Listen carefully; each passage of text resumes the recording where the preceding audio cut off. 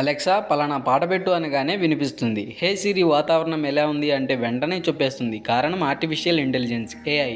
అలా కాకుండా అలెక్సా పలానా పాట పెట్టు అనగానే పెట్టకుండా నువ్వు ఇప్పుడున్న మూడ్కు ఆ పాట నొప్పదు, ఇదిగో ఇది విను అని చెప్పి అది మరోటి వినిపిస్తే, హే సిరి ఈరోజు నా ప్రోగ్రామ్స్ ఏంటి అని అడగగానే ఆ లిస్ట్ చూపించకుండా ఇవాళ నీ ఆరోగ్యం బాగోలేదు, బీపీ పెరిగింది, గుండె వేగంగా కొట్టుకుంటుంది, ప్రోగ్రాంలన్నీ క్యాన్సిల్, హాయిగా ఇంట్లో రెస్ట్ తీసుకో, డాక్టర్ను పిలిచా వస్తారు అన్నదనుకోండి, ఆశ్చర్యపోవాల్సిన అవసరం ఏం లేదు. కారణం artificial general intelligence AGI.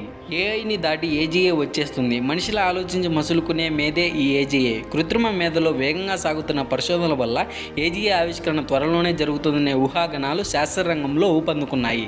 Singularity net అనే సంస్థ ఈ సూపర్ కంప్యూటర్ల నెట్వర్క్ను అనుసంధానిస్తుంది. మన కళ్ళ ముందే ఓ అద్భుతం ఆవిష్కారం కాబోతుంది. 2028 కల్లా ఏజీఐ సాధ్యమవుతుందని అంచనా. ఫేస్బుక్ అధిపతి మార్క్ జుకర్బర్గ్ కూడా ఈ దిశగా $10 బిలియన్ వెచ్చిస్తున్నారు.